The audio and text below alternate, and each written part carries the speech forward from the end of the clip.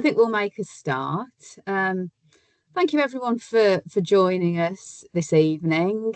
I'm Dr. Zoe McGovern and I'm with Jess tonight. Did you want to introduce yourself, Jess? Hi, I'm Dr. Jessica Donohoe, clinical psychologist, and we're both clinical directors for Autism and ADHD Assessment Hub. And this evening, we've been delivering a series of webinars over the last year or so. And this evening's topic is on sensory overload. So how to spot it early and prevent escalation. The presentation itself will be around an hour of Jess and I just talking through the topic. And if you've got questions that come up as we talk, feel free to pop them in the chat. We've got Sophie supporting us here this evening, and she's going to field some of the questions at the end of our presentation. So hopefully we'll be able to answer most things for you. And just to remind everybody, this obviously is an open webinar. It's not a confidential space. So if you're asking questions, please try to keep it anonymous and just be respectful if you're talking about somebody you support or care for, and not sharing names or details that might identify them. All right, then we shall crack on. Thanks, Sophie. So today's session is all about understanding sensory processing and how sensory differences can impact children and young people that we support in everyday life. So the agenda and the things we'll hopefully work through together is we'll start by looking first at how sensory systems work. Then we'll explore sensory differences commonly seen in autism and ADHD. And then we'll discuss a bit about what sensory overload can look like, including the differences between meltdowns and shutdowns. Then the second half of the session will be moving more on to some practical support strategies that we can think about across the home and school and other settings young people find themselves in. And we'll finish then by looking at ways to talk with children and young people about their sensory experiences. The overall aim of the session today is to help you get a better understanding of the reasons behind behaviours and hopefully leave with some practical ideas that you can try and use straight away. So on the next slide, we're going to start by looking at what sensory processing actually is and how our brains and bodies make sense of the world around us. Thanks, Sophie. I think we can skip on to the next one as well, probably. Fabulous, thank you. So what is sensory processing? Sensory processing is the way the nervous system receives and organises and responds to sensory input from the environment. So it's kind of helpful to think of it as the brain's filing system for everything that comes in through our senses. The analogy of a volume dial is quite helpful here. So thinking about a radio dial, where most people's brains set that dial automatically, background noise stays in the background and the important things you want to hear come to the foreground. But for autistic individuals and for many with ADHD, that dial just doesn't regulate automatically. And what it means is that some senses may be turned up too high. So a sound that most people wouldn't even notice can become unbearably loud, or other senses may be turned too low. And that means things like a child or a young person might not notice that they're cold or hungry or even injured because they're not registering those kind of sensory signals. A really important thing to stress here is that one person can be hypersensitive or oversensitive in one area and hyposensitive, that's undersensitive, in another. So a child might be extremely distressed by light touch on the skin, but then seek out deep pressure input. And that's what completely expected and completely valid within the kind of autistic and ADHD sensory profiles. It's quite a common experience, and it can be hard to understand, I guess, sometimes as a parent, about why they find one type of touch so aversive but seek out a different type of touch. And it is to do with the kind of sensory input they're getting from those different types of touch. Sensory differences are not rare, and they do affect the majority of autistic people and a significant proportion of people with ADHD too. It's not about bad behavior or attention seeking. These are really authentic neurological experiences, and really do need to be understood and taken seriously when we're supporting our children and young people. So that's significant that the sensory processing differences were added to the DSM-5 criteria for autism in 2013. So that's the diagnostic manual that's one of the diagnostic manuals that's used to diagnose autism, actually describes these sensory processing differences. So this sensory reactivity I've just described is recognised now as one of the core features of autistic experiences. Okay, so moving on to the different sensory systems, and most people actually learn about 5 senses that we have, being the sight, hearing, taste, smell, and touch. But actually what we know is that there are 8 different sensory systems, and all of those 8 can be affected within autism and ADHD sensory profiles. So if we move on to the next one, we'll start going through them. So the 5 familiar ones that we can start with, first one being visual. What I'll do is talk through how these areas can be affected within neurodivergence. So it could be sensitivity to light or complex visual detail, flickering lights like fluorescent lights particularly. Autistic people specifically can be quite sensitive to that, and they pick up on the flicker where other people might not.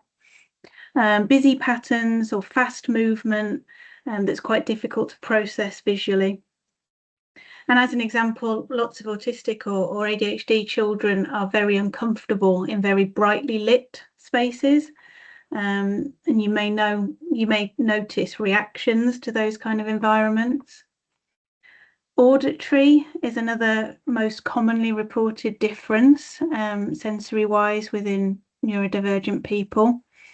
So that could be finding background noise really unbearable and really distracting, finding busy or noisy environments like classrooms or things like concerts, and those type of environments very demanding and almost distressing. And processing all sounds at the same volume. So a bit like what Zoe was saying with the volume or the radio dial. A lot of people with these sensory differences within auditory processing find it difficult to work out and filter what's actually background and what they need to pay attention to, because it all sounds the same volume. Then you've got tactile, and that can be sensitivity to touch, including things like textures, clothing, fabrics, labels, seams, having hair brushed or teeth brushed. Even certain types of fabric can present a problem. And this kind of tactile sensitivity is really common and makes, as you can imagine, everyday activities quite difficult and a real source of significant distress. And what can be seen as children being very picky in that area, so only choosing to wear a certain pair of socks day after day, or having very distressing meltdowns when they're having to wear something they don't want to wear. It can be seen as very difficult behaviour, but what that is an actual neurological reaction to that tactile sensitivity. Gustatory is the taste functioning or sensory system. So that can present itself in strong reactions to certain foods. That can be related to texture as much as the flavour, but it can also be the strength of flavour. So lots of neurodivergent children might be very sensitive to strong flavours. So as a result, they have very limited food preferences and diets. And you tend to see that beige diet more often because they're so sensitive to variations in flavour and texture that that's all they can tolerate comfortably. On the other end of the spectrum, you might see children or adults who really crave that strong flavour and gustatory input. So those are the people who tend to have hyposensitivity, and they need a lot stronger flavour to feel fulfilled in that area of processing. So you might see them asking for spicy food or adding lots of seasoning to food, or liking things like mints and very sour sweets. The fifth one is the olfactory, so that's smell. Again, you may see heightened sensitivity to smells in the environment that other people just don't pick up, don't notice. That can be cleaning products, perfume, food smells, cooking smells. It can make certain environments very difficult. So the work canteen, for example, or the school lunchroom, supermarkets even, where there's often that smell of baking or the fish counter. And lots of other environments where you'll encounter stronger smells. And if somebody has this heightened sensitivity, they'll find it quite difficult to tolerate. And then the three senses that we're maybe not so aware of. The first one being proprioceptive. So you may have heard that term before. It's basically the sense of where your body is in space. So the body position, really. And you get that feedback from muscles, tendons, and joints. So children who you notice seeking out deep pressure, wanting to be squeezed or jumping a lot or pressing themselves onto furniture or into things generally around them, they would often be understood to be seeking that proprioceptive input. And it's often because they have lower proprioceptive awareness. And so they need additional input to really feel that sense of where their body is, where their positioning is. And often what you'll find is children with that lower proprioceptive awareness will have coordination or fine motor tasks challenges. They'll find it more difficult. The next one is vestibular. So that's our sense of balance and movement, and it's actually processed by the inner ear. You may be aware of that. So these children are often spinning, rocking, or they need to move a lot. You might see a lot of sensory seeking in terms of vestibular input. And it's really about that spatial sense again and getting the feedback from the body movements. So those children might be very uncomfortable on swings or in cars, or conversely, they might actually really seek that out. So it really depends, again, on the continuum of where the person's sensitivity is, whether it's a hypersensitivity or a hyposensitivity. And then the last one is the interoception. And that's probably the least well-known sensory processing system, but arguably the most important. So it's the sense of internal bodily signals. So for examples, knowing when you're hungry, thirsty, tired, hot, cold, needing the toilet, or even emotions, the experience of emotions internally. And lots of autistic and ADHD people have differences within their interoceptive processing.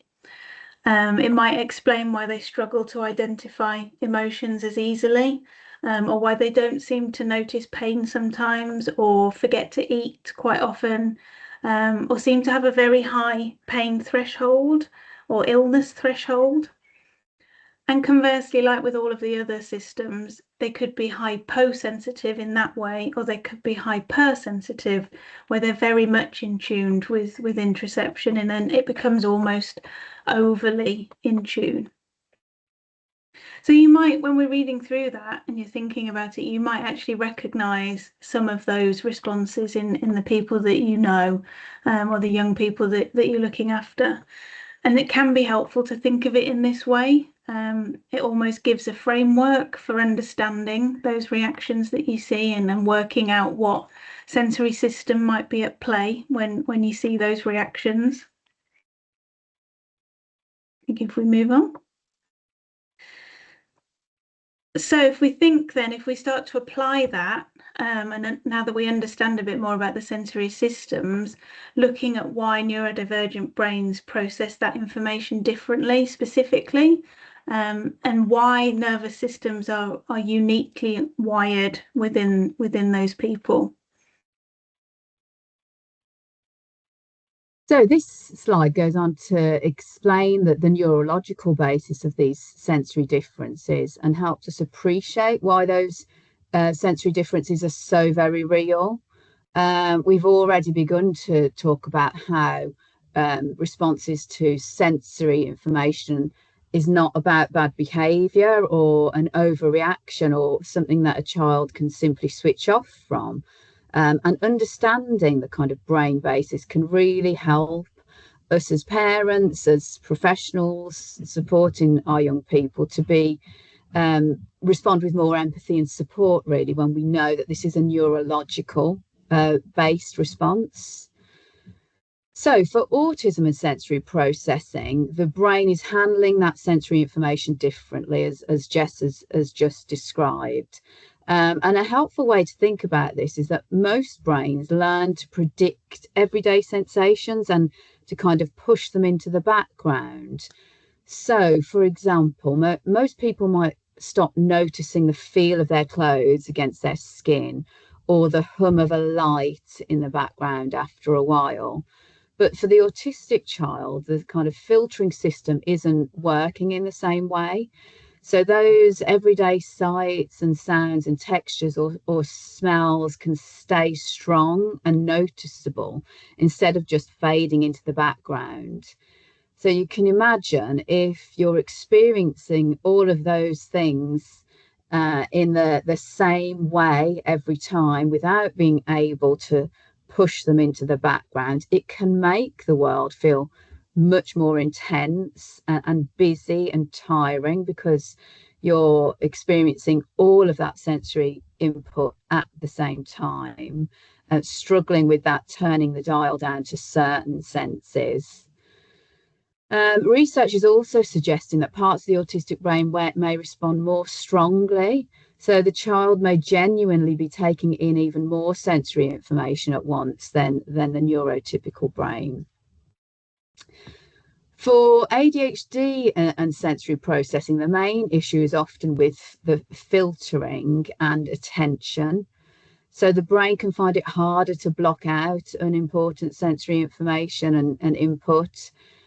So thinking about a child in the classroom, a sound, a movement, a background noise that others can ignore may keep pulling the child's attention away. And that's what we're seeing with them being distracted and not being able to sustain focus. So it might be the kind of a child in the classroom who can't focus because of the buzz of the heating or the scrape of the chairs or somebody moving across the classroom or the gardeners cutting the lawns outside. Their brains aren't ignoring those things as easily as we might expect, and they've got that kind of competing demands for their attention. Some sensory seeking behaviours in ADHD as well, like the fidgeting and touching things or needing movement, may be the child's way of helping themselves to stay alert and regulated.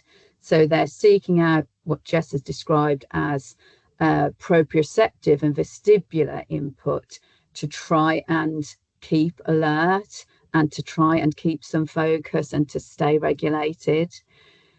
In autism, stimming can serve a similar purpose.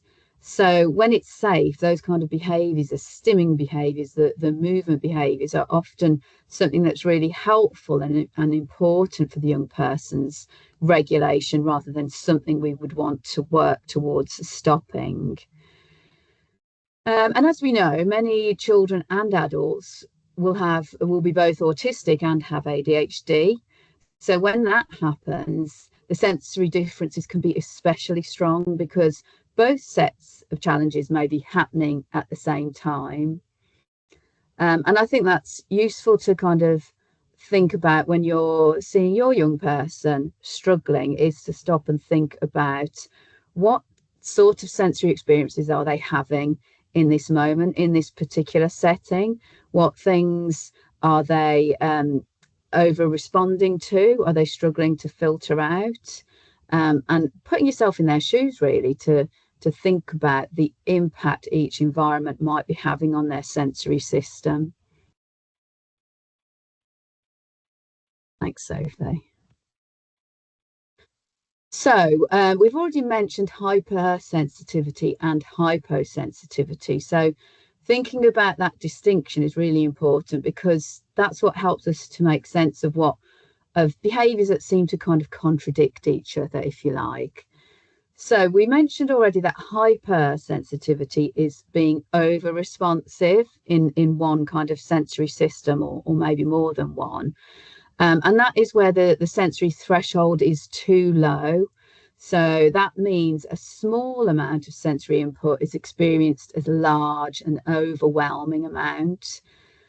So that's a bit like a kind of common example for some of the young people we see might be wearing a jumper, where the school jumper quite typically, where every fibre in that jumper is felt like sandpaper. Or trying to concentrate in a room where you can hear every single conversation going on around you, every chair scraping, every small cough or sneeze, every little hum of the air conditioning or the hum of the overhead lights. And those things being experienced at the same volume as the teacher talking. And that really is the reality for lots of hypersensitive individuals, all of those competing sensory inputs, where they're all coming in at the same volume and being experienced in the same degree, and how that is experienced as hugely overwhelming. Jess mentioned already some of the common hypersensitive presentations. That could be the child who melts down in the supermarket because they're experiencing genuine sensory overload from the lighting, the noise, the smells, and the crowds simultaneously. Or the young person who refuses to wear school uniform because the scratching of the collar or the seam in the sock is genuinely painful to them. Or the young person who chooses to wear sunglasses indoors just to try and dim down some of the visual and experience of light coming through their eyes. By contrast, the hyposensitivity is under responsive. So that means the sensory threshold is too high, and the nervous system requires much more input than typical to register a sensation, so to experience it at all in the first place. And that's what can look like the child who's not listening, or being clumsy, not noticing that they're bumping into things, knocking into things, or the young person who has a very high pain threshold, that somebody else would be, in absolute agony with the injury they sustained, but they're not registering it. It can also drive behaviours that are sometimes misread. So we've talked about being clumsy, but that kind of crashing into furniture or seeking out very rough play. It could be things like eating non-food items, which we talk about as pica. And that's because the nervous system is actively seeking the input it needs, and it's trying to bring in more of that particular sensory system input so that they can register a sensation. Children who are hypersensitive to interoception may generally not know that they are hungry until they're extremely distressed. So you can see something that looks like a meltdown and that comes out of nowhere, but it's actually extreme hunger or tiredness.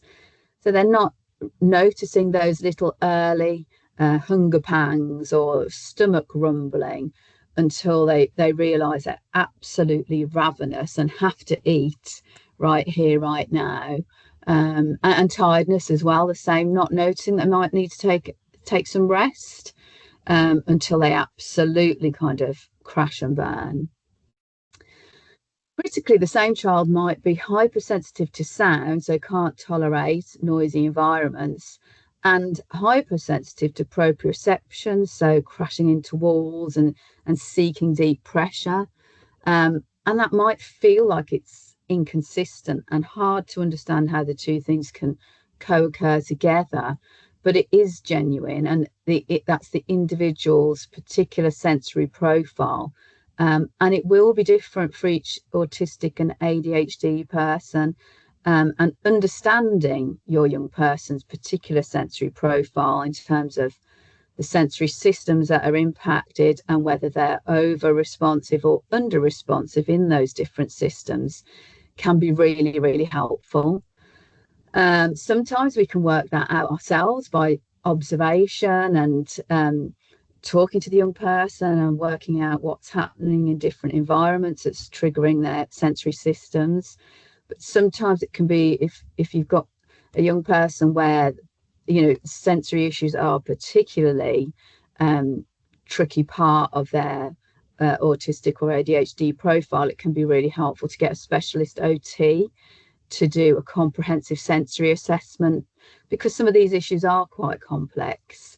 And in terms of some of the strategies that your young person might need, a specialist OT can offer some valuable insight.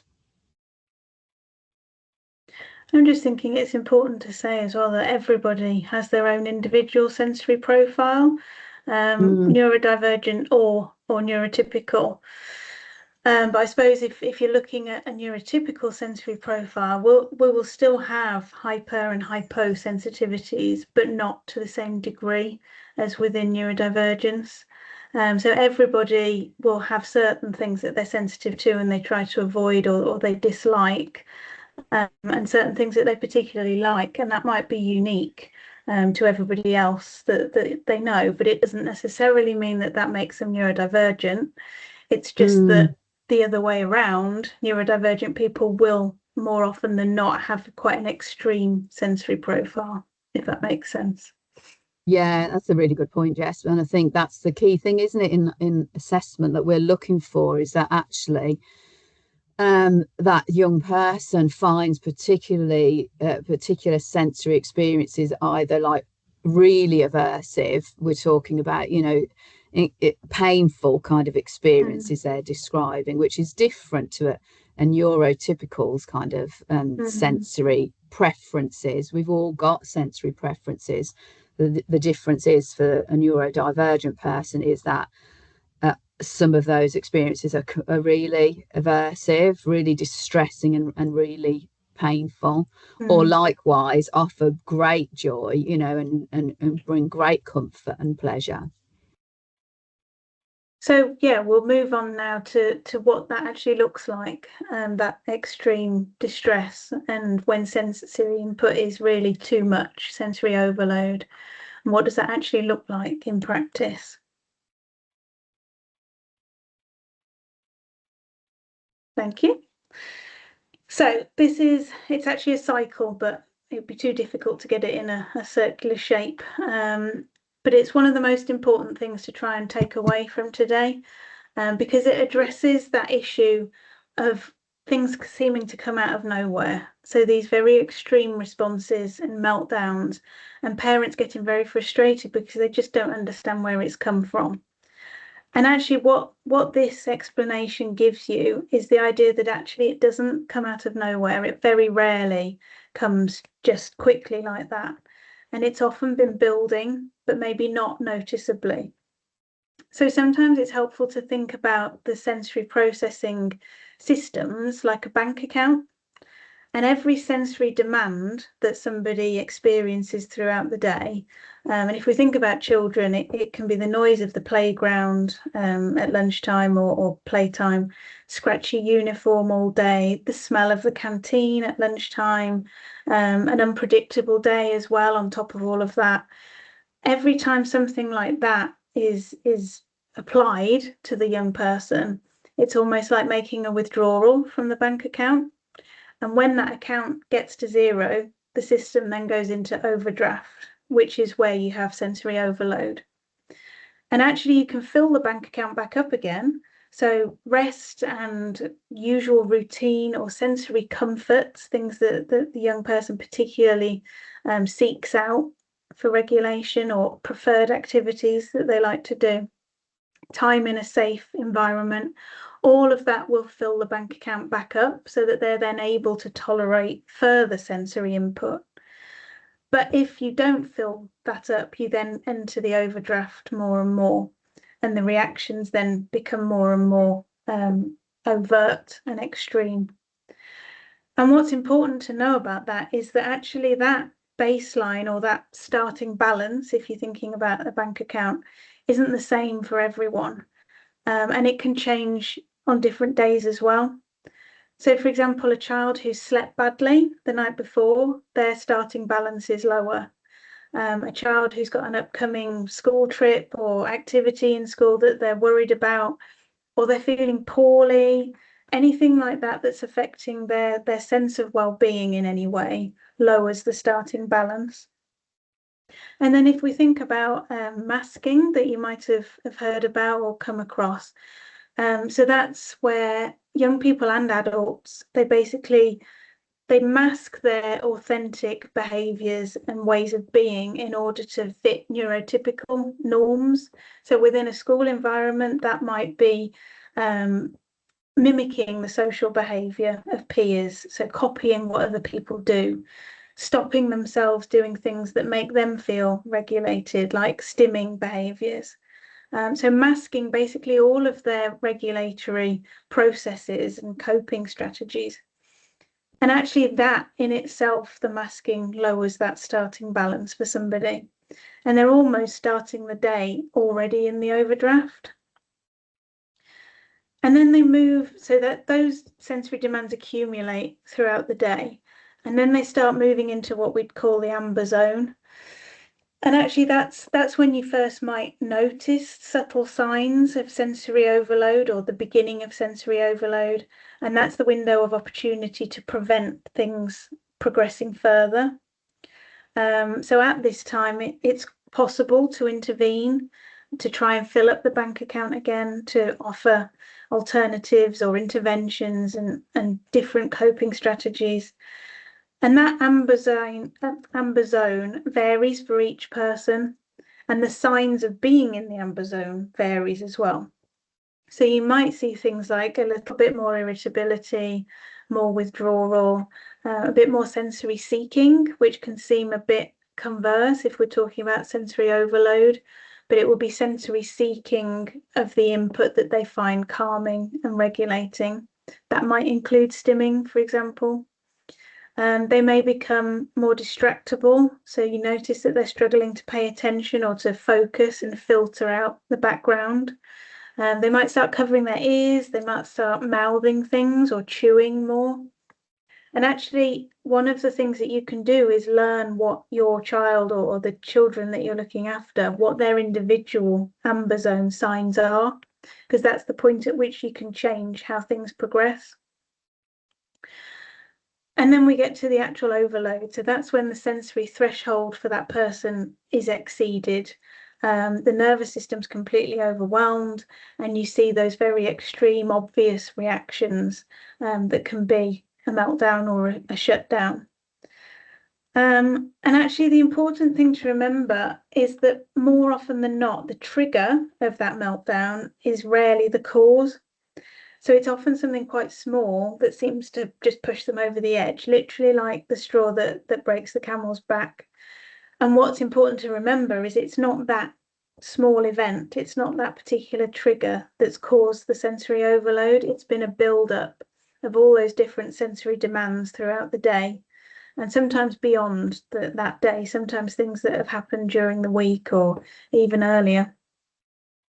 So when you notice a child having a particularly extreme response to something like having the wrong colour cup or a pair of socks that they didn't want to wear, it seems really disproportionate and unreasonable. And it's quite easy to then slip into wanting to discipline that behaviour. But it is actually proportionate. So it's not proportionate to the cup or the pair of socks. It's quite an extreme reaction in that way. But when you consider all of the build-up and the different things that they are actually reacting to, it is proportionate. It is a proportionate response. And actually that cup or that pair of socks was just the final withdrawal from an account that's well into the overdraft. And I think if we can understand it in that way and look through that perspective, it removes the blame and it removes the feel of needing to discipline. And then there's this period of recovery. So after those extreme responses, after a meltdown or a period of shutdown, the nervous system then needs to come back. It needs to recover.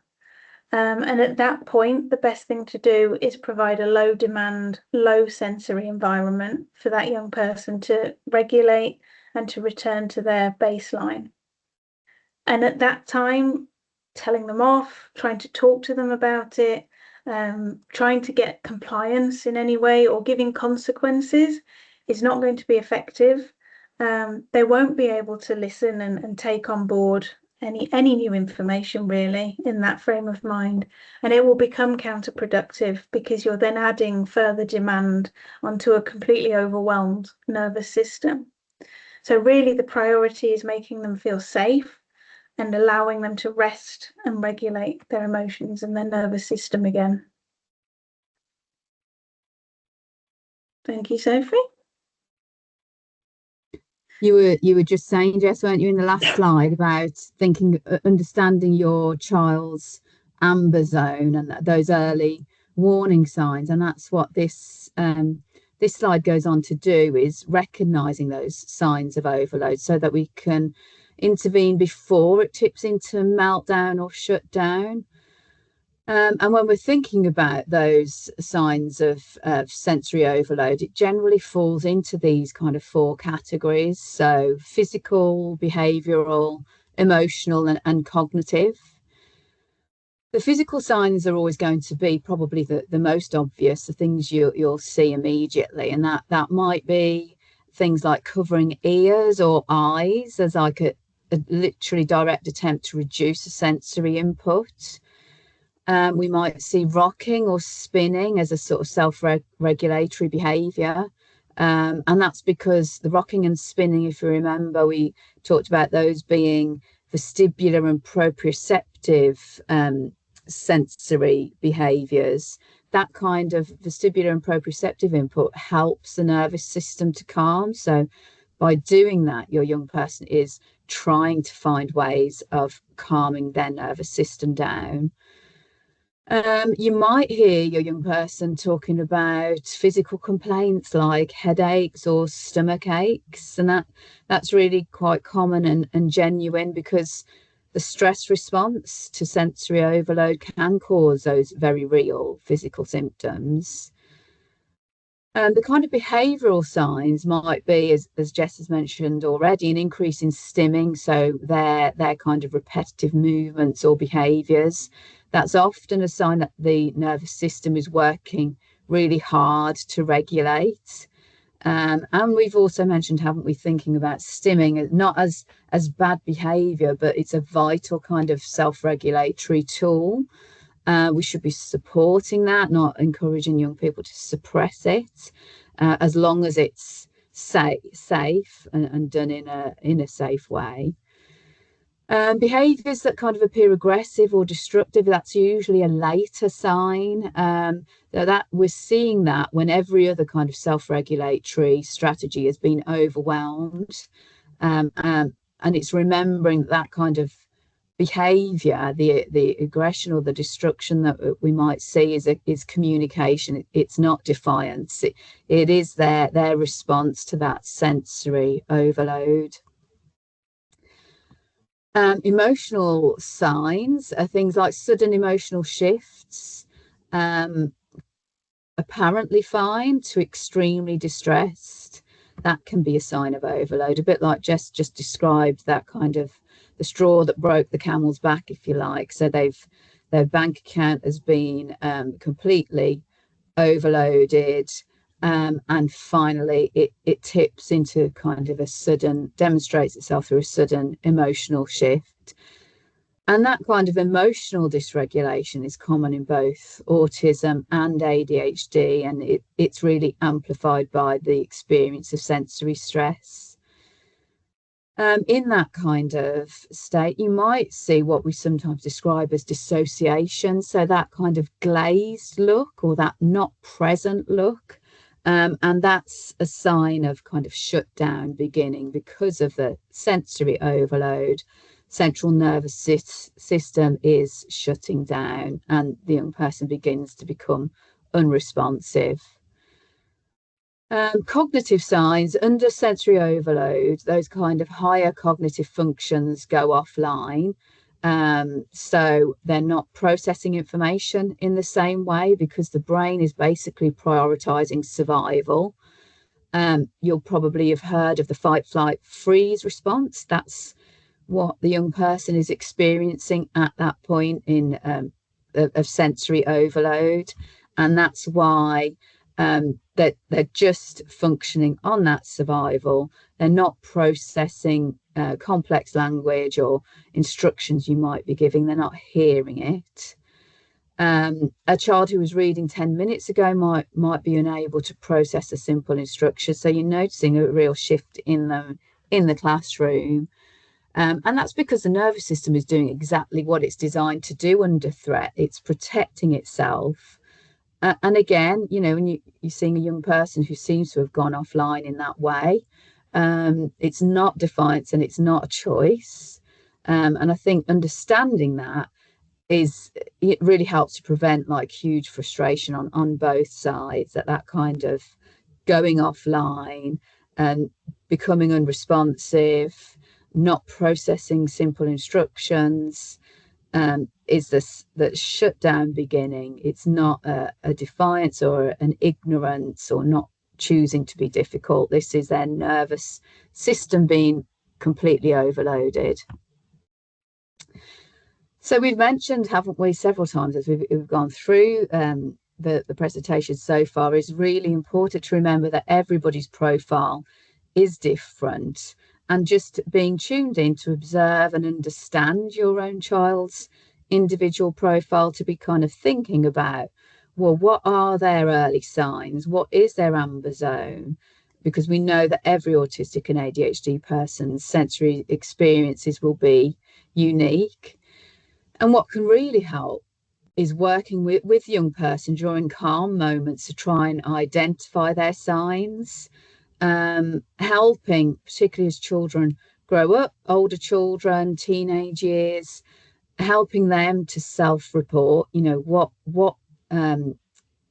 sensory experiences are they really struggling with? What kind of settings do they find really aversive? And what things can help make those situations easier from a sensory perspective? And if you put together a kind of a list of what your child's top 5 early warning signs are, for example, that can be something really useful as a tool to share with school or whatever the settings they might be in. Because I guess teachers, when they've got a class of 30 pupils, they're not as tuned in.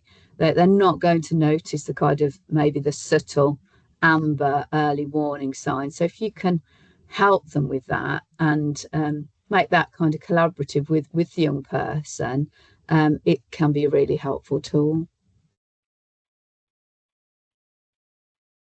Okay, so Zoe's already touched on meltdowns and shutdowns.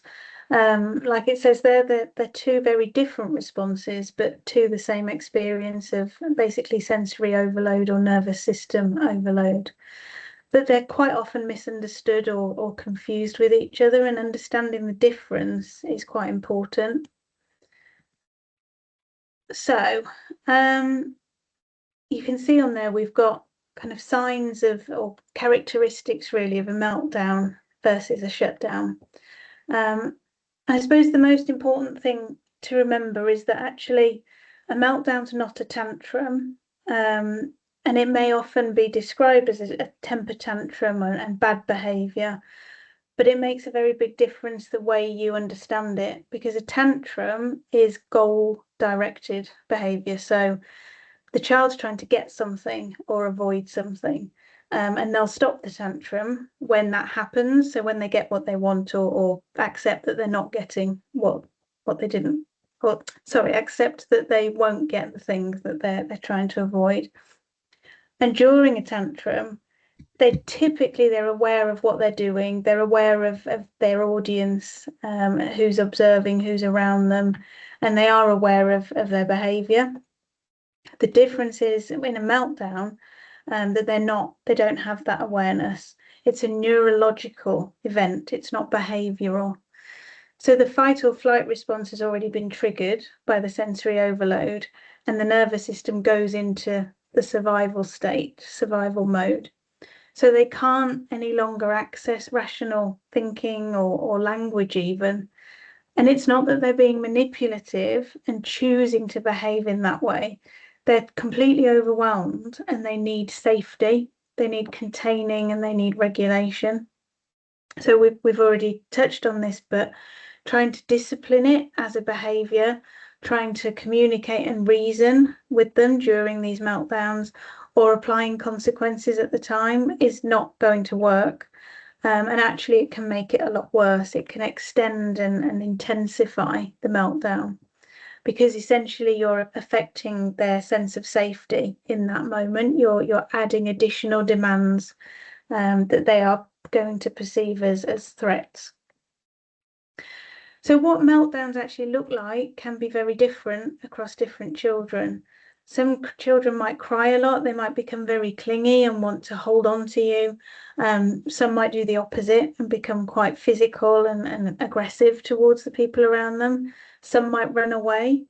And I suppose that's the representation of the fight-flight system that's at play.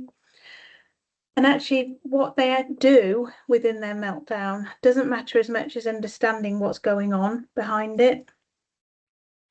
On the other side of it, with shutdowns, like we said before, it's the same, it's a different response to the same difficulty, the same experience. And shutdowns are actually a bit more difficult to deal with sometimes. They're not as visible, they're not as outwardly observable. And a child in shutdown has activated the freeze response in that fight, flight, freeze system. So they may actually look fine, they may appear to be calm, quiet, compliant, very different to somebody in a meltdown. But actually what's happening internally is very different, and they're very distressed. They're as distressed as somebody in a meltdown, but it's very much concealed. And it's a withdrawal state designed to protect them and to protect the nervous system. And these kind of shutdowns are more common in autistic girls, particularly, or anybody who masks heavily. And we were talking about masking earlier, and we'll come on to it again after this. So in school, for example, a child in shutdown might be sitting very quietly, not drawing any attention to themselves. The distress goes completely unnoticed by the people around them. But what happens over time, when this happens repeatedly, it can cause quite significant harm to that young person. And the signs of a shutdown are very subtle, which is why they're missed so easily. So going quiet, going calm, stopping speaking, almost becoming completely still sometimes, avoiding eye contact, avoiding communication generally, and that glazed, almost dissociated look or blank look that you might see. And you can imagine, like Zoe was saying, in a classroom where there's 29 other children, that child who's in a shutdown and not presenting obvious differences in behaviour or obvious distress is likely to go unnoticed, because they're very subtle signs that they're feeling distress internally. And actually, both of these states, both of these responses, require the same treatment, require the same response from the people around them. And that is to reduce the demands, to provide a low sensory input environment, a low demand environment. Offer whatever you can to help them feel quite safe and in a quiet space. No additional demands being put on them. Avoiding things like bright lights, lots of noise, lots of people trying to communicate with them, all of those things that may have contributed to sensory overload. And again, don't try to problem solve with them, don't try to discuss what's been happening or discipline or apply consequences. it's best to just take a step back and give them time.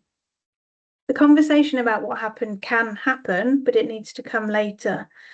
So once the child's recovered, once the nervous system has recovered and they're feeling regulated again, and that bank account has been filled up a bit, so that can take 15-20 minutes, it can take a few hours. It depends on the child, it depends on the level of response, it depends on the level of distress that they've experienced.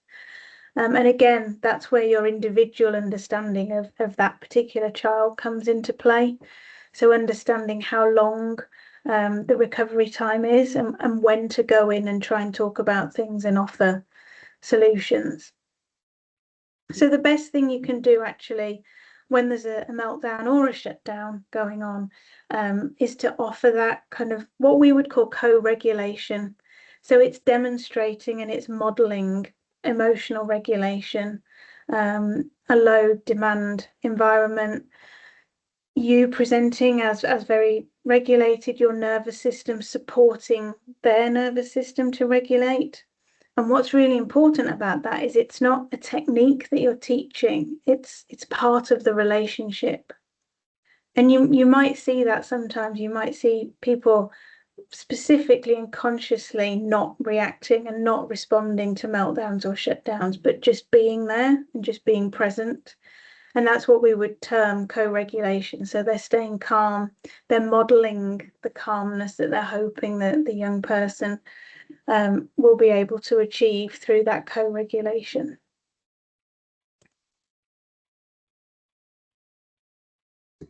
So just a bit on masking, because Jess, you touched on it quite a bit in the last slide, but we hear such a lot about masking, and we understand this as a concept, because it's often one of the most common and distressing misunderstandings that families face, particularly when you've got a young person who in school presents well and seems happy and often isn't showing any of the difficulties reported at home. So, people in that setting wouldn't be aware of this, of them having this huge experience of sensory overload. And yeah, it can be sometimes used to minimize the family's experiences, really, unless it's understood for what it is, which is masking. And we know that the child's behaviour at home reflects the real kind of sensory and emotional costs of a school day. And the two things can be true at the same time. So the child is holding it together at school, but it's through enormous effortful masking. And when they come home, because home's their safe place and because you are their safe person, that's when there is this release. And that's when home and parents receive the kind of emotional and sensory costs of the school day, because it is the one place that the child feels safe enough to stop performing and stop that masking. Sometimes it's called the aftermath of school or the after school restraint collapse, and that the masking experience is particularly common in autistic girls and women who often have that better social insight and are really quite proficient at mimicking their peers efficiently. It's often noticed in those more cognitively able individuals who've really got the intellectual capacity to analyse and replicate social behaviour, or those in high pressure social environments as well. But there's great cost to this masking, as we will all know, because it's using up cognitive and emotional resources that would otherwise be used for learning and socialising and well-being. And we know now that long-term chronic masking is directly associated with what we call autistic burnout. And autistic burnout is that kind of state of like profound, really physical, cognitive, and emotional exhaustion. It's recognised now increasingly by clinicians, but really spoken about strongly within the autistic community, and that knowing that it can take months or years to recover from often. So prevention through reducing masking pressure is far more effective than responding to autistic burnout once it occurs. And like Jess was just touching on as well, what you can do at home to help with this and reduce the pressures of masking is by creating a sensory safe, low demand decompression zone. So, especially after school. And that's like thinking about avoiding too many like after school commitments or scheduling demands, or, having a really busy timetable after school full of hobbies and clubs which they may enjoy, but which doesn't allow them the time to kind of decompress. Avoiding things like conversations about school. I think most people will probably have learned through experience that actually you don't get much out of a young person for a good couple of hours often when they come out after a school day. Or transitions immediately after the school day. Avoid any significant transitions as soon as they've come out of school. Just creating that time for the young person to decompress and recover from the sensory overloads. Some children benefit from having a quiet, sensory, comfortable space to retreat to when they arrive home. So it's having a think about what works for your young person. What is it that they need? Some children find great comfort in predictable snacks, familiar snacks, things that they know they enjoy, that feels comforting. It might be time engaged with their favourite game on their tablet for a period of time. Might be time in under a weighted blanket in their room with a book. It will be different for each young person, but just thinking about that time straight after school to help manage with the experience of sensory overload. That leads us into practical strategies and ways of supporting young people at home around sensory regulation. And we'll introduce the term now of a sensory diet, which you may or may not have come across. And that's essentially, it was developed by an occupational therapist, this idea, back in the 80s. And it's become one of the main tools used in sensory processing support and interventions. And like a nutritional diet is a plan for physical health, a sensory diet is a plan of sensory activities designed to keep the nervous system healthy and regulated. And what, if you move on, Sophie, what we'll present to you, that one.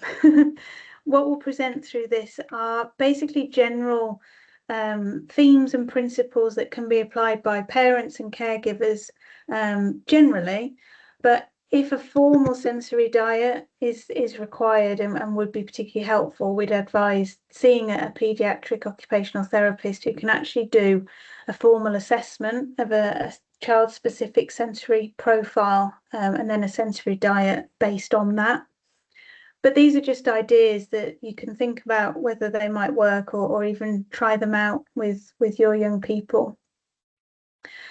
So essentially, a sensory diet is a proactive response or a proactive program, really.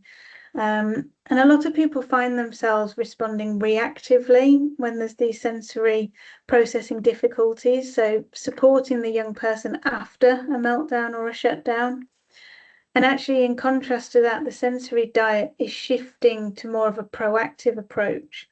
And the idea is that it's building sensory activities throughout the day in the same way as sensory demands are scattered throughout the day in order to balance the nervous system and regulate the system rather than becoming depleted and overwhelmed and going into that overdraft that we were talking about. And then the 4 different boxes on the slide in front of you, they're the different kinds of activities that can be used in order to do that. So they can all play a part in a sensory diet. You've got alerting activities, which are mainly for children who are hyposensitive. So these are the children that need more input to feel alert, to feel focused and regulated. They're often used in the morning before school or before particular tasks that require focus. So jumping on a trampoline is a great one that provides that vestibular and proprioceptive input at the same time that we talked about earlier. Splashing cold water, crunchy snacks or chewy snacks, lots of movement, spinning on certain equipment. We've all seen things at the playground that provide this kind of activity. And generally stimulating environments. So again, this is for hyposensitive children who need that extra level of input in order to feel regulated. On the other side, for hypersensitive children, we would be trying to implement calming activities throughout the day. So deep pressure is a good one, using things like weighted blankets, hot water bottles, heavy lap pads, that kind of thing. And these are helpful because they activate what we call the parasympathetic nervous system. So that's the nervous system that's involved in resting and the ongoing processes within the body, really. And the key to that is that these things have to be predictable and they have to be consented to. So giving a hypersensitive child unpredictable deep pressure, giving them a squeeze when they haven't asked for one or it's not been planned, can have the opposite effect and actually cause more of a sensory overload on the nervous system. But if you have it planned in and within a sensory diet in this way, that it can be really, really effective. Then you've got the proprioceptive activities, and that's sometimes called heavy work. So it's anything that involves resistance, carrying heavy things, pushing, pulling, doing things like push-ups against the wall, digging, kneading, using clay, anything that's very physical, and using that kind of feedback that you would get from pressure on other items or things in the environment. And it's known as heavy work because it's the heavy load on the muscles and the joints that produce that feedback that these children might need. And you might see that naturally in children, so climbing, wrestling, hanging from things, those kind of behaviours that they just tend to naturally engage in. But actually channeling that need for proprioceptive input into more structured activities throughout the day can be very effective in keeping things on an even keel, really. And then lastly, the sensory breaks. So these are planned breaks during times that you know are going to be particularly demanding. And that can be really useful in school, particularly. And we know from research that children benefit from movement breaks every 20 to 30 minutes. And that's all children, not just neurodivergent children. So when they're having to focus heavily or just generally doing academic work in the classroom, simply standing up, doing a few star jumps, that kind of movement break can be really helpful to reset the nervous system and regulate again in order to then maintain focus for longer.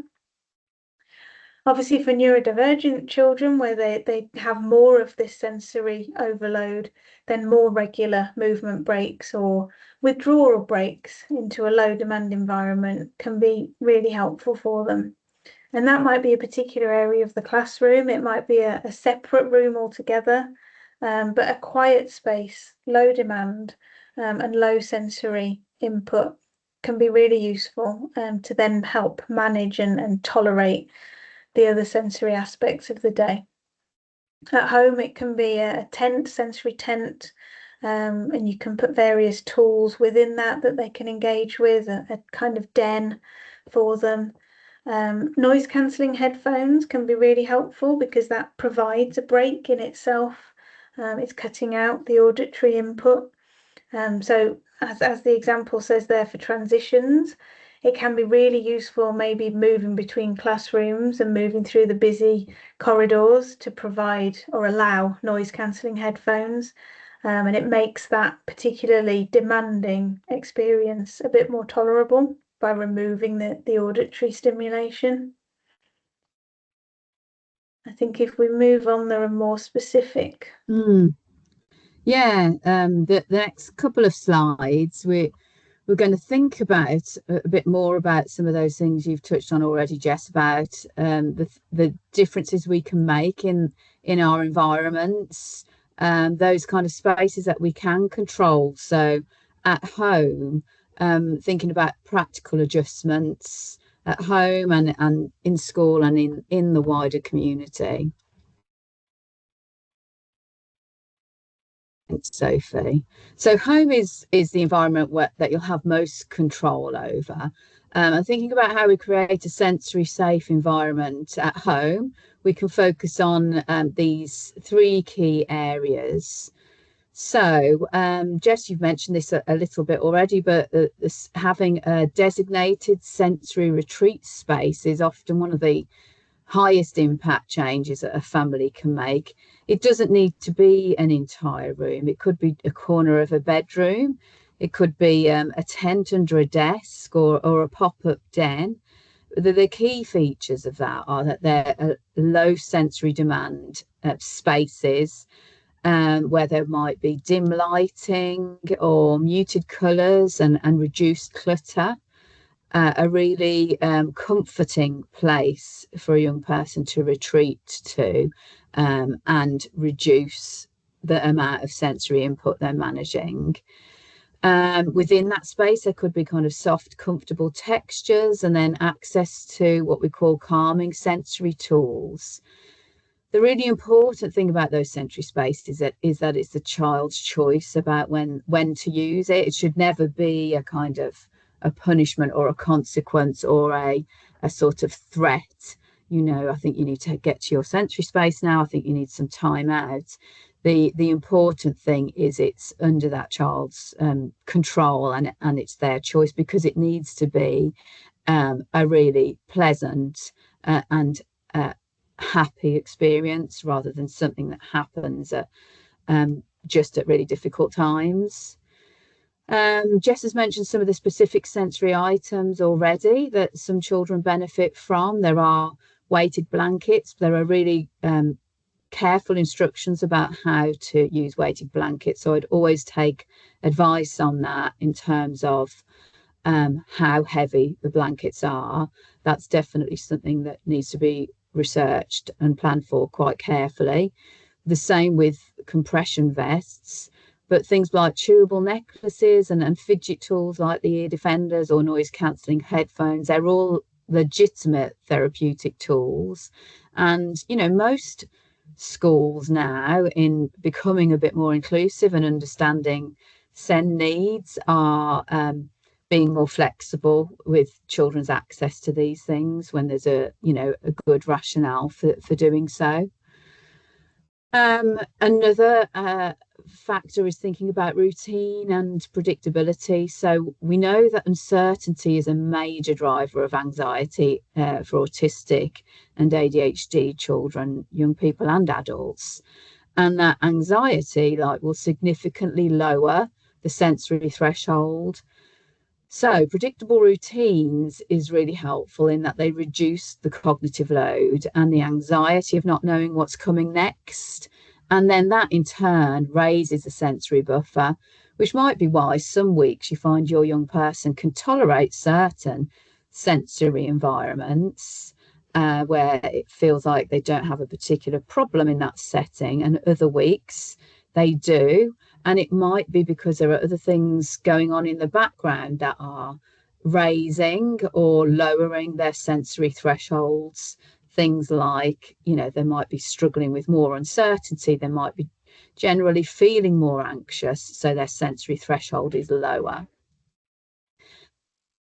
We talk a lot about visual timers being useful, because in terms of making things predictable and helping with routines, because abstract time concepts, so saying 5 more minutes, is often difficult for a neurodivergent child. It's too abstract. They don't know, they haven't got a sense of how long 5 minutes is. So using things like a sand timer or a digital countdown can make that passage of time more concrete and visual. 5-minute warnings or 10 minutes, depending on the child, before a transition. So we know autistic ADHD young people can find transitions. That's moving from one activity to the next or one setting to the next can be difficult. So having warnings around transition times allows the nervous system to prepare for change rather than being surprised by it. So doing those kind of countdowns again in a concrete and visual way can be really helpful. And clothing, again, that's something we've got control over. So we know that clothing related sensory distress is one of the most underestimated and often dismissed sources of daily difficulty for neurodivergent young people.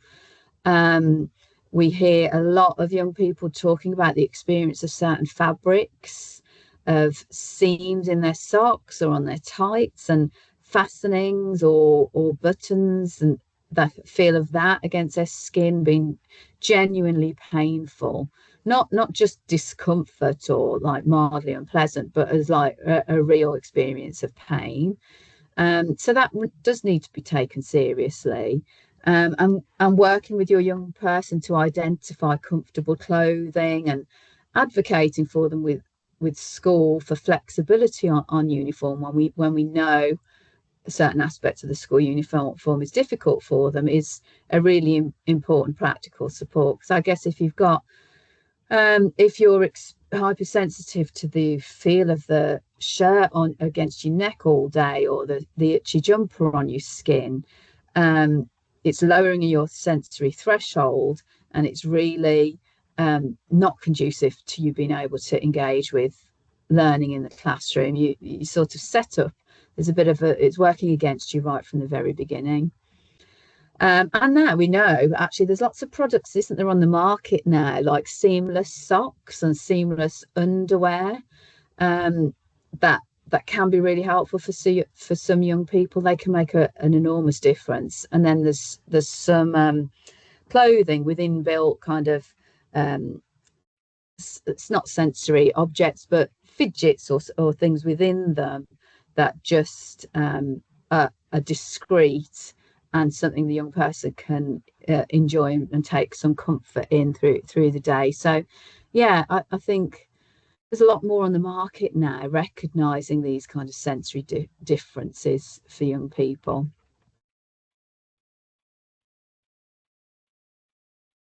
And then thinking about school, I know we've already started talking about it, but the different adjustments or accommodations that school might be able to do. And then obviously there will be limits to that. And the best thing to do really is to speak with school, maybe arrange a meeting with the SENCO to talk about the individual profile that you've identified of your young person. Maybe talking about those aspects of the sensory diet that could be incorporated throughout the day if possible. Excuse me. And there's some things that are very easy and simple to implement that can make quite a big difference. So, for example, the seating where the young person is sat in the classroom, away from windows, away from high traffic areas, noisy corridors, that kind of thing. Near the front can be helpful because it helps or it supports that filtering of auditory information. So it can help with focusing on what's important. Sometimes that presents another problem because the young person sat at the front feels observed and very self-conscious at the front of the class. So again, it's an individual thing. Like Zoe was saying, ear defenders, noise cancelling headphones, that kind of thing can be really useful during noisy activities when there's a lot going on around the young person.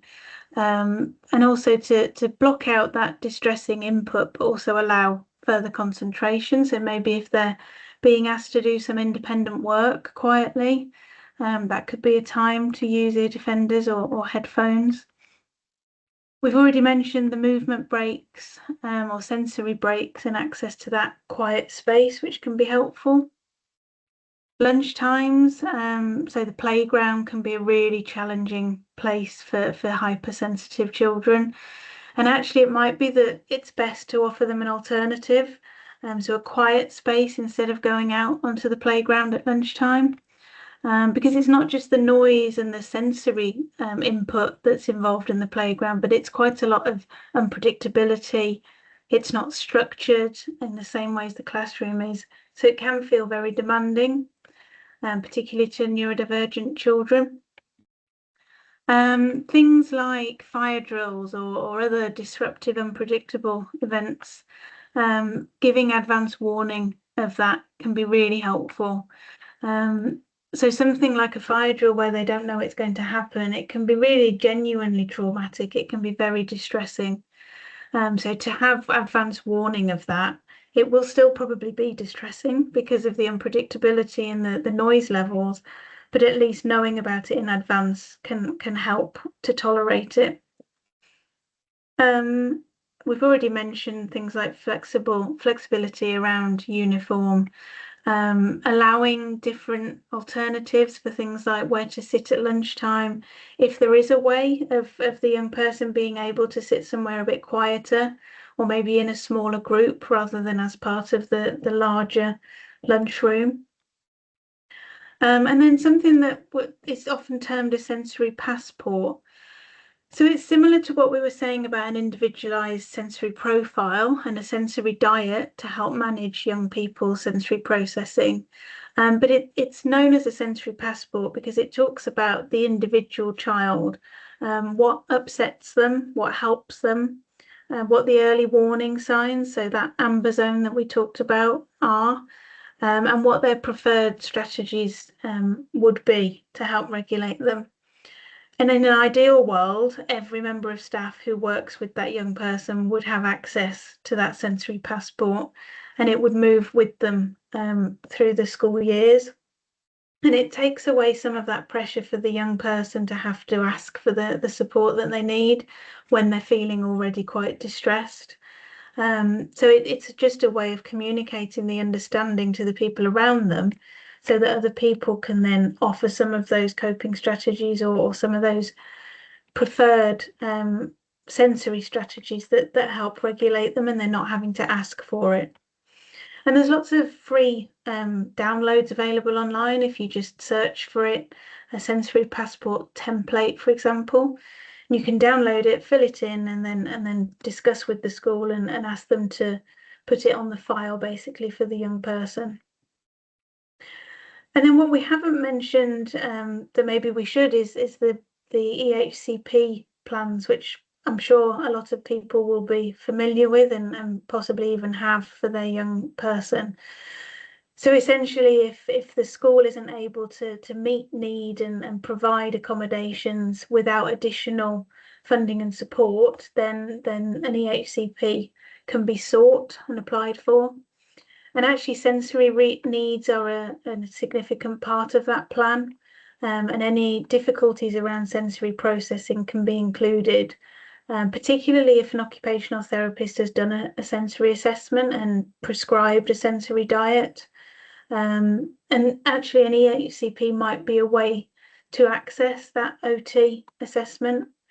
So it's worth considering and discussing with the school. I think I've already said there, I think that the most important thing is to request the meeting with school, probably the SENCO, or if not, at least the class teacher, to talk about sensory needs specifically. And it needs to be quite a significant area of discussion. It needs to be given time and space to think about, because the school environment can present so many challenges sensory wise. It's a very demanding environment. So actually what we've found is that if those sensory demands are accommodated and adjusted within the school environment, a lot of the other difficulties that these young people experience become easier generally. And it goes back to that idea of the bank account. And actually the more demands there are without support and accommodation, the more that bank account depletes and the quicker it depletes into the overdraft. And talking, there's just a note there about using the language that we've used. So talking about nervous system regulation and sensory processing differences. So actually framing in the clinical language like that can hold a bit more weight and can really provide the framework that's needed to work with this in a more significant way. I'm just wondering, Jess, because we're running out of time, whether we could just skip ahead, Sophie, to talking about sensory experiences. So that the next one after that.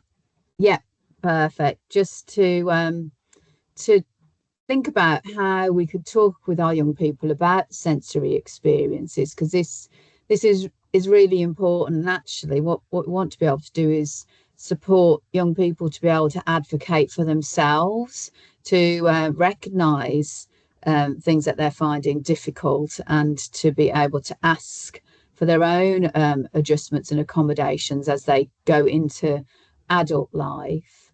And some of the principles about talking around sensory experiences, we know autistic ADHD young people will do much better thinking about things in a using concrete language to have these kind of conversations.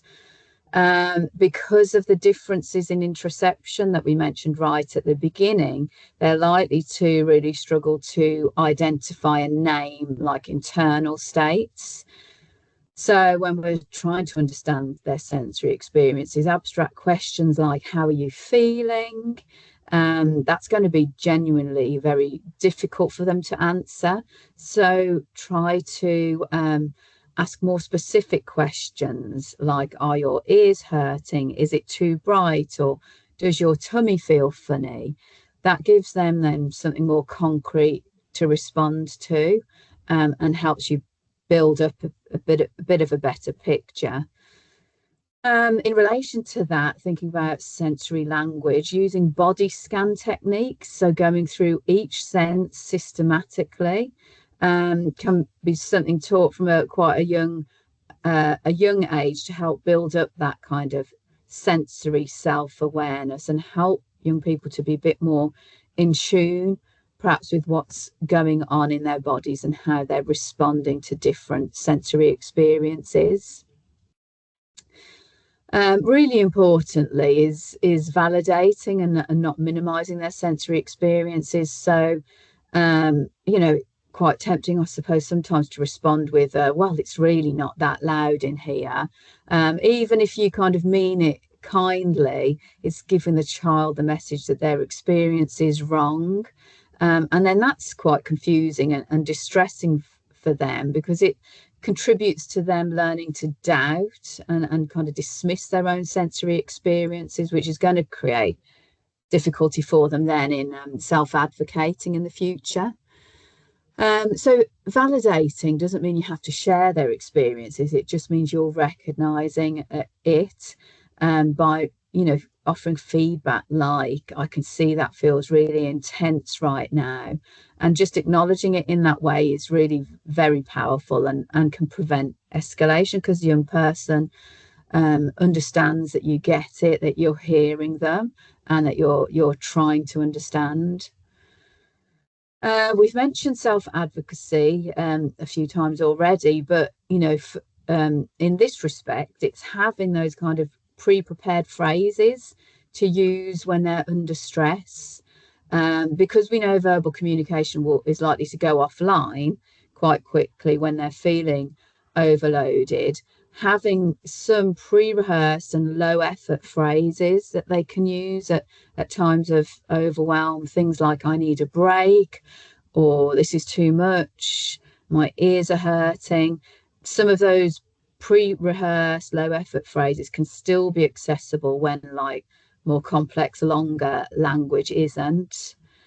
And for non-verbal or minimally verbal children, alternative communication tools and devices and symbol cards or gesture systems could be used for supporting with this kind of self-advocacy. Debrief after, not during a meltdown or a shutdown, because the window for learning and reflection is only there when the nervous system is regulated. So discussing something that's happened during or immediately afterwards isn't going to be effective. It's about waiting until they're calm.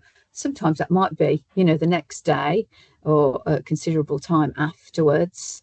When the child is back online, their nervous system is regulated, they're able to reflect in some way on what's happened.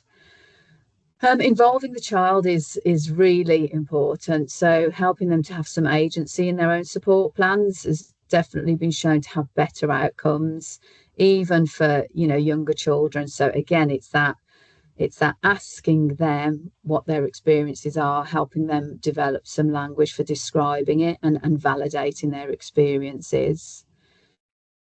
And normalizing neurodivergence. So, a young person who understands that their neurodivergence is a meaningful part of who they are. It's not a deficit, it's not something to be fixed. That has much better longer term mental health outcomes for young people. And there are some good references to support with that. So I think they're in the text there. A Different Sort of Normal by Abigail Fisher, or The Autistic Brain by Temple Grandin, can help the young person build up a positive autistic identity. So I think that you'll if you would like them, you'll all get copies of the slides, because the next couple of slides are really just around where to go for further help, and then some of the key takeaway messages from this evening, then with some more resources and further support. I'm just wondering, I know a few people have put in the chat that um, they've had to slip away already, and I know we're due to finish at 9. Do we want to take some of the questions? Are there many questions coming through, Sophie? Oh, there have been, haven't there? We have a couple of questions, yeah. Yeah, okay. Let me scroll through. The first one, just basically talking about how it's helpful to not think of sensory processing as a single spectrum. And I think that's what we were trying to explore at the beginning. It's not just hypersensitivity and hyposensitivity as a general one-dimensional spectrum. It's more the different aspects of sensory processing using those 8 different systems that we introduced. And I think it's what we've tried to demonstrate, that actually there can be quite a mixture, a mixed profile across those different 8 sensory processing systems. The first question that in the chat is talking about hypersensitivity in the auditory system, but then hyposensitivity with vestibular and interoception. And I think sorry, I can't see the name, it's just an initial, but you're asking about what that tells us about the different sensory systems and how they are working within the brain, which I think probably shifts us more into neuropsychology. Quite a detailed view there. But I think what you're demonstrating is what we've tried to get across, that actually you can be very sensitive in one area and very undersensitive in another, and it can feel quite conflicting and doesn't always make sense. And actually, if there is a lot of that going on and it is too confusing, I think that's where a sensory assessment comes into play. A formal assessment of the young person's sensory profile, which will look at all of those different 8 domains and identify areas of hypo and hypersensitivity, so that you get a really individualized profile of how they're integrated and how they're interacting for that young person. Yeah, it is a complex area, which is why we do have specialist OTs who, they go into the specialist OTs have such brilliant training in understanding how the different systems within the brain are coordinating to arrive at what you've just described as a multi-dimensional kind of sensory system. The next one, how can late diagnosed female identify their sensory overload when they've been masking all of their life? How to be their authentic self when they no longer know who they are anymore? That's a really good question, and it's a really common experience, I think, isn't it? When you spent decades adapting and like suppressing discomfort and prioritizing other people's expectations, probably. And I guess probably in this situation, too much sensory input is being experienced more like chronic exhaustion and irritability and anxiety and shutdown and difficulty thinking, rather than being recognized for this overwhelming sensory input. So it might be starting to look for patterns when energy drops or when emotions become harder to manage, and thinking about what's going on from a sensory perspective at those times, or noticing environments that kind of leave you chronically drained, identifying those situations you're going into that just leave you feeling dreadful. Might be busy shops, crowded social events, or noisy offices. And it might be things like tuning into some of the physical signs, like tight muscles, jaw clenching, holding your breath, or feeling restless or becoming extremely emotional or struggling to concentrate. These might be giving you clues about what environments and what sensory experiences are contributing to these kind of feelings. And maybe journaling or jotting down those situations that feel difficult, and noticing, like I've just said, the sensory factors there as well. So it's a bit of detective work, isn't it, really? And just starting to try and tune in to some of those signals that might give you those clues about what aspects of the sensory environment are difficult. I was going to say as well, it might be easier sometimes to think about the opposite and what sensory input you find positive or calming, and what helps you to feel regulated, because it's often the opposite that is helping to dysregulate. And sometimes it's easier to notice what you really like to do and what kind of environments you really enjoy being in, and doing the detective work that way.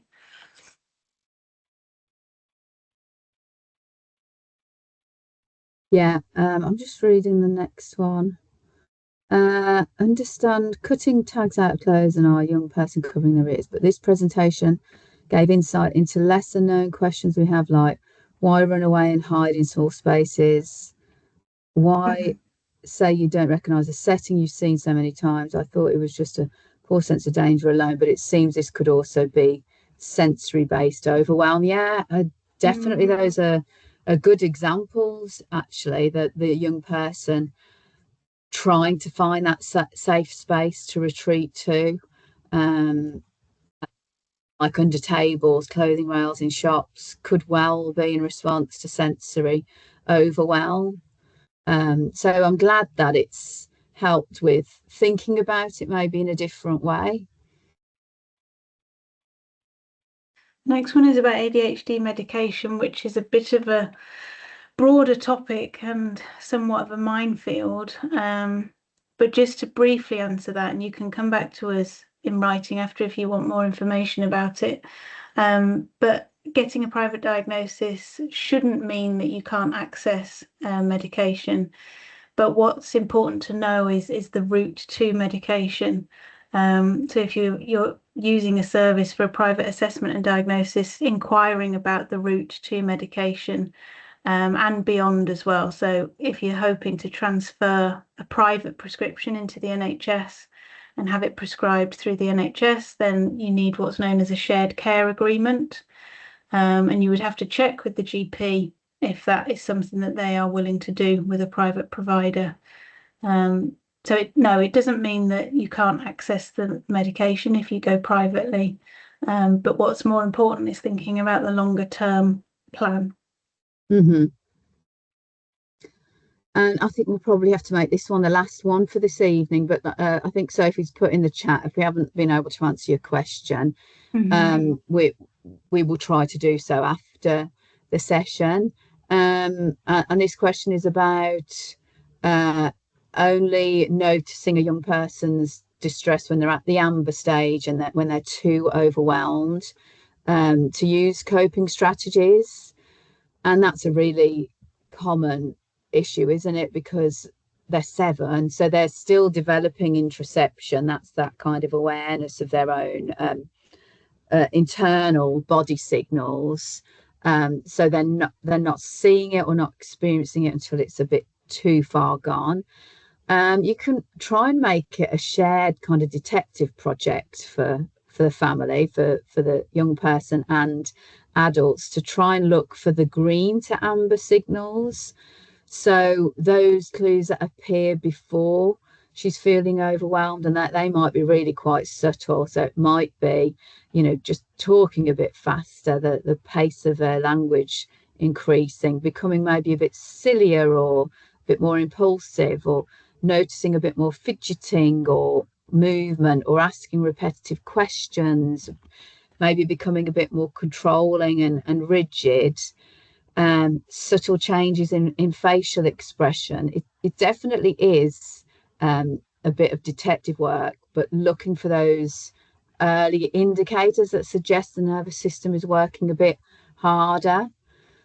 And then tracking patterns rather than incidents. So if there's been a meltdown, look at what's happened in the hour or two beforehand. What sort of setting has she been in? What have been the sensory demands of those settings? And recognizing what Jess has said before, that the overload is cumulative. Might seem like a sudden reaction, but it's often the final straw after several smaller demands. So yeah, thinking about it like that as a kind of detective project, and doing a bit of a deeper dive into it together, potentially. And then there is a similar question. So not being able to get a 10-year-old daughter out of meltdown cycles and not sure what to do next.